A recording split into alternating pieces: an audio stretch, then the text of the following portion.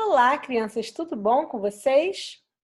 Nessa aula de história, a gente vai recapitular os assuntos que a gente já conversou nas aulas 2 e 3 de história, tá? Que foi sobre o surgimento do comércio e sobre alguns povos que se destacaram na antiguidade.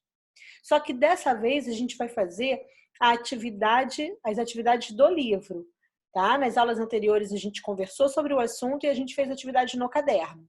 Então, nessa aula, eu vou fazer junto com vocês os exercícios de aplicação do nosso livro das atividades 13 e 14.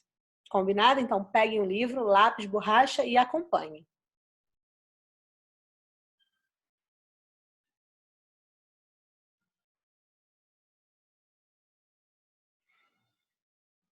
Bom, antes de vocês, da gente começar, de vocês começarem a acompanhar o slide, vocês precisam ler os textos dessas atividades. Se vocês não leram, parem o vídeo e leiam o texto antes da gente começar, tá bom? E importante também, faça o que a gente faz na sala de aula, peguem o marca-texto, marquem as principais partes, as partes mais importantes. Ai, tia, mas eu não sei o que é mais importante, porque para mim tudo é importante. Então, lá vai uma dica, que eu já dei lá na sala, mas você pode ter esquecido. Para você tirar pelo menos alguns dos principais pontos e destacar, vai no exercício, vê as perguntas, as questões do exercício e voltem para encontrar a resposta.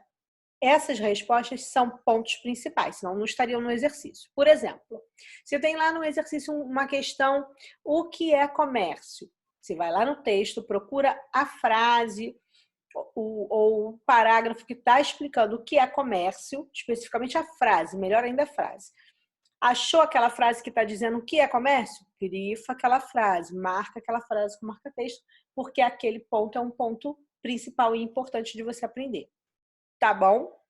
Então, voltem, leiam, marquem, façam atividade e voltem aqui para a gente poder corrigir. E se você não entendeu alguma, responder junto com a tia Georgia. Tá bom? Então, vamos lá.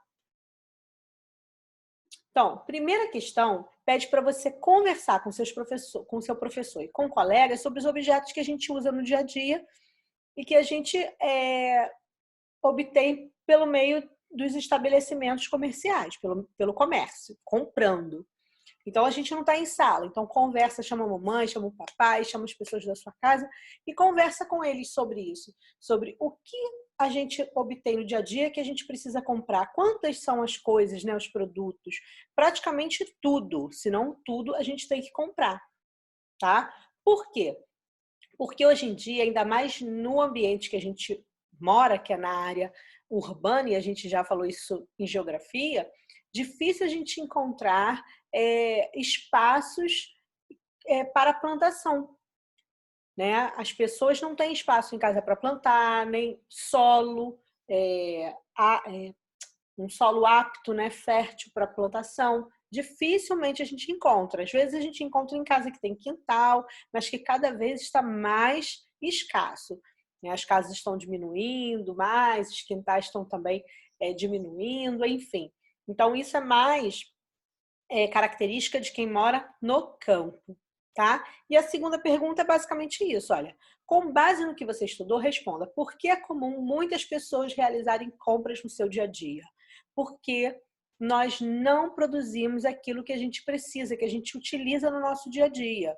A gente não cria vaca, por exemplo, para poder tirar o leite. A gente não planta os legumes que a gente vai usar no almoço.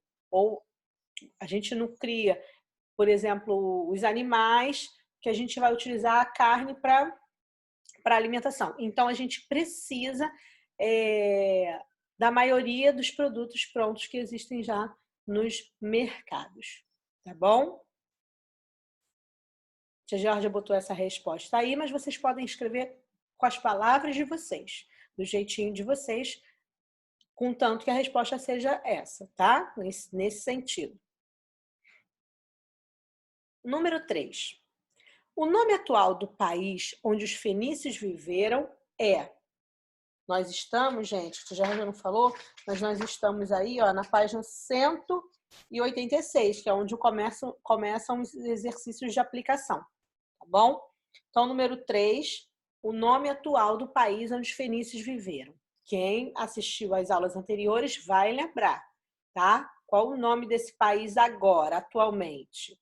Então, tem as opções: Israel, Líbano, Iraque, Irã, Egito. Qual é a resposta certa?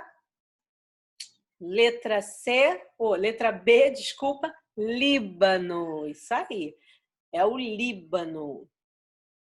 Lembra aquela faixa de terra estreita que a gente conversou? Número 4.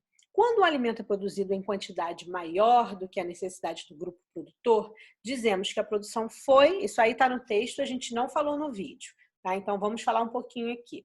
A tia já falou, eu não dei o nome no vídeo, mas a gente conversou sobre isso, que eles começaram, o ser humano começou a produzir muitos alimentos e aí mais do que eles precisavam. Por isso eles começaram a trocar com outros povos que também plantavam outros alimentos. Começaram a trocar os alimentos e assim começou o comércio. Então, quando essa quantidade maior, como é que a gente chama essa quantidade maior de alimento que foi produzida, mais do que o necessário para aquela pessoa ou para aquele grupo que está produzindo? Como é que a gente chama? Vamos ver? Uma produção consumida, uma produção produzida, uma produção excedente, uma produção excessiva ou uma produção equivalente? Como é que vocês acham? Quem chutou? Excessiva? Não acertou. Excessiva vem de excesso, mas não é essa a resposta. Na verdade, é a letra C, excedente. É que excedeu aquilo que se precisava, que também vem de excesso, né? Que excedeu aquilo que precisava. Então, é uma produção excedente. Ok? Combinado?